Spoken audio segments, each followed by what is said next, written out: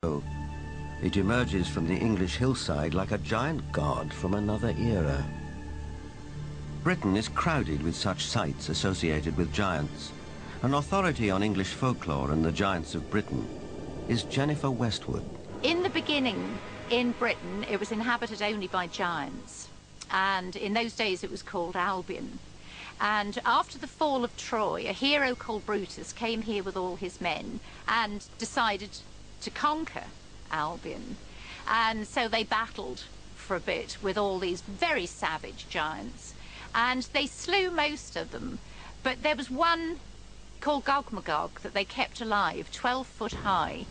And he had a wrestling match with the Duke of Cornwall called Coroneus. And first one got the upper hand, and then the other got the upper hand, and then Gog-Magog broke some of Coroneus's ribs, and he got so enraged that he just picked up this 12-foot giant, and he ran to the coast, and he threw him over the cliff, and the giant was smashed on the stones below, and his blood stained the rocks red.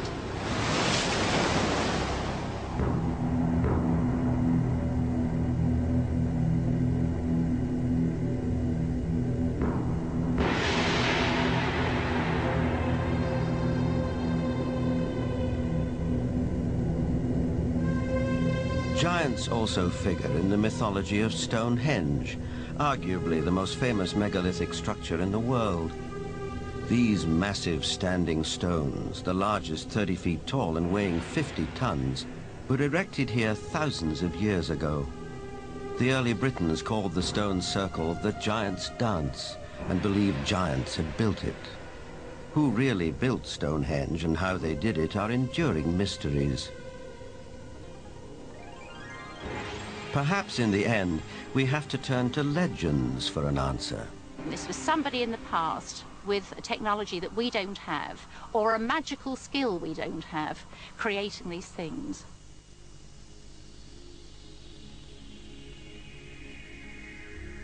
The spiral-shaped Gilgal Rephaim is situated in the Golan Heights, 50 miles from Damascus.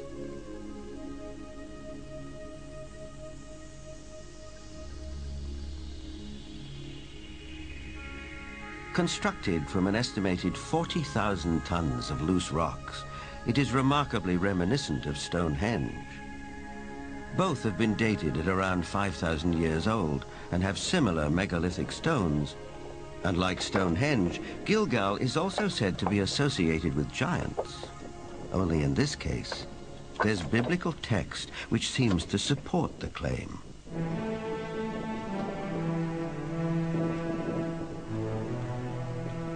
Israeli archaeologist Daniel Herman is investigating the newly opened grave. This is a tomb of someone, obviously a very powerful man. Look at the size of the stone slabs used. This must have taken an enormous amount of time and effort to construct.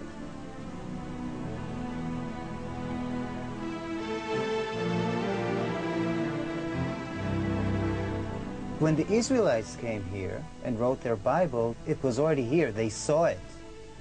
So they have documented the identification of the site by saying that this region was ruled by Og, king of the Bashan. Og is described in the book of Deuteronomy as, and I quote, "For only Og, king of Bashan, remained of the remnant of the Rephaim." Rephaim is Hebrew word for giant.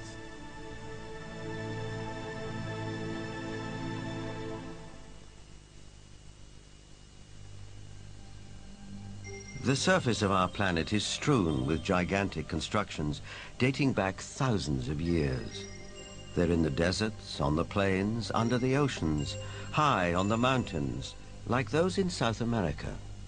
I think the world looked like the cities we see in Machu Picchu, Tiahuanaco, Sacsayhuaman. I think it was a world peopled by giants who structured their buildings out of massive building blocks, 500-ton, 250-ton blocks. Massive ruins, the scale of which stagger the imagination, are found throughout Central and South America.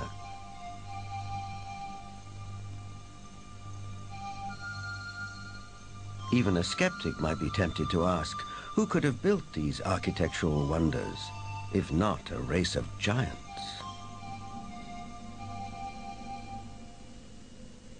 People of the Mediterranean island of Malta have an ancient belief that their island was known as the last stronghold of the giants of Europe.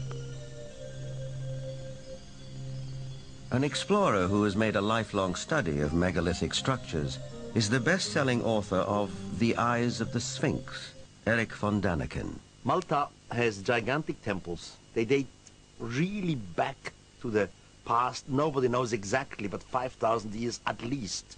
BC. And one of the temple in Gozo still today has the name the Temple of Giant, Gigantia, they call it there. A local legend says the temple was built by the giantess Sansuna. The blocks are so huge, so heavy, that no normal human being could have moved it.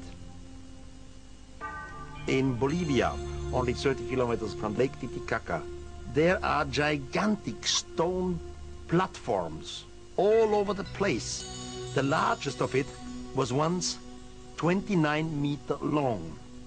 Its weight has been calculated with 900 tons. Now, this is on a place where we are 4,100 meters high in the Andes, which means there are no trees, no wood, nothing. It is not possible to transport a 900-ton platform without any wooden rollers. Even with wooden rollers, it would be extremely complicated. So these facts are here. You can see them, touch them, photograph them, but there is no explanation for it. For sure,